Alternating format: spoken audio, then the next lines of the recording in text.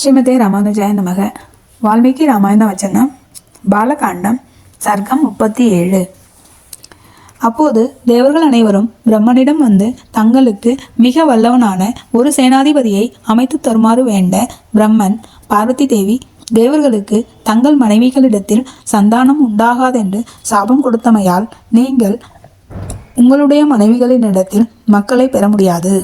அத்தேவியினது சாபம் நீக்க முடியாதது. ஆனால் ஆகாச கங்கையினிடத்தில் அக்னிதேவன் ஒரு புதல்வனை உண்டாக்குவான். அவன் தேவர்கள் அனைவருக்கும் சேனாதிபதியாகி நிற்பான் என்றனர். அது கேட்டு தேவர்கள் அனைவரும் கைலாச பர்வதத்திற்கு சென்று அங்கு சிவனது வீரியத்துனுட் புகுந்து வேறொரு சரீரம் கொண்டிருக்கிற அக்னி தேவனை பார்த்து, ஓ அக்னியே, தேவர்களின் காரியத்தை நீ நிறைவேற்ற வேண்டும். நீ மகா தேஜஸ்வி ஆகையால் பர்வத புத்திரியான கங்காதேவியின் இடத்தில் உன்னிடம் இருக்கும் ருத்திர வீரியத்தை விட்டு மகாவீரனான ஒரு தேவசேனாதிபதியை எமக்கு உண்டாக்கி தருவாய் என்றனர். அவனும் அப்படியே ஆகட்டும் என்று சொல்லி கங்காதேவியிடம் வந்து, தேவி, நீர் சிவனது வீரியத்தை பெற்று கருவடைய வேண்டும். இது தேவர்களுக்கு மிகவும் விருப்பமாக இருக்கின்றது என்று கூற, அப்படியே கங்கையும் ஓர் அழகான பெண்ணின் வேடம் கொண்டு எதிரே வந்து நின்றனள். அக்னி தேவனும் அவளுடைய பேரழகை கண்டு மிகவும்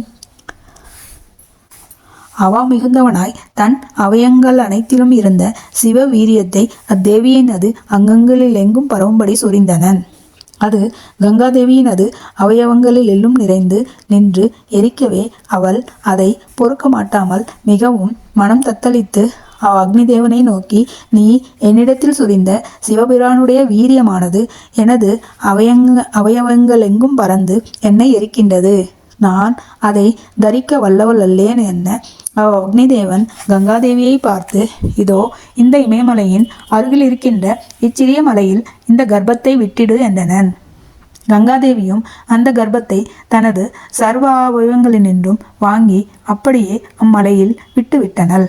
இன்னனும் உருக்கி கொட்டின உயர்ந்த பொற்குழம்பு போன்ற அச்சுக்கல சோனிதங்களே தங்கமாகவும் வெள்ளியாகவும் தோன்றி விளங்கி நின்றன.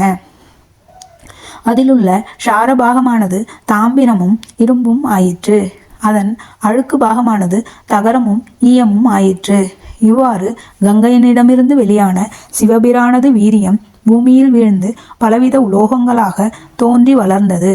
கங்காதேவி அந்த கர்ப்பத்தை அண்ணனம் விட்டவுடனே அவ்வெள்ளிமலையில் முளைத்திருந்த நாணர் காடு அனைத்தும் அவ்வீரியத்தினுடைய சோதி வெள்ளத்தில் ஆழ்ந்து ஸ்வர்ணமாய் விட்டது. கங்கை வீரியத்தை விட்ட பின்பு குமரன் பிறந்தனன். உடனே இந்திரன் முதலிய தேவர்கள் யாவரும் கிருத்திகா தேவிகளை பார்த்து, நீங்கள் பாலை கொடுத்து இக்குழந்தையை வளர்ப்பீர்களாக என்று கட்டளையிட்டனர். அவ்வாறு தேவிகளும் தேவர்களுக்கு எதிரில் இக்குழந்தை நம் அனைவருக்கும் புத்திரனாகட்டும் என்று கொண்டு அச்சிறுவனுக்கு பால் கொடுக்க தொடங்கினர். அக்குழந்தை ஒரு பகல் மாத்திரம் 6 முகங்களால் முளைப்பால் குடித்து பின்பு கிரமமாக வளர்ந்து வந்து சிவனது வீரியத்தில் பிறந்தவனானது பற்றி மிக்க பராக்கிரமத்தினால் அசுர படைகளை கூட்டமாக வென்று விட்டனன். பிறகு தேவர்கள் எல்லாரும் ஒன்று கூடி 6 குமரனை தனது படைகளுக்கெல்லாம் அதிபதியாயிருக்கும்படி அபிஷேகம் செய்தனர்.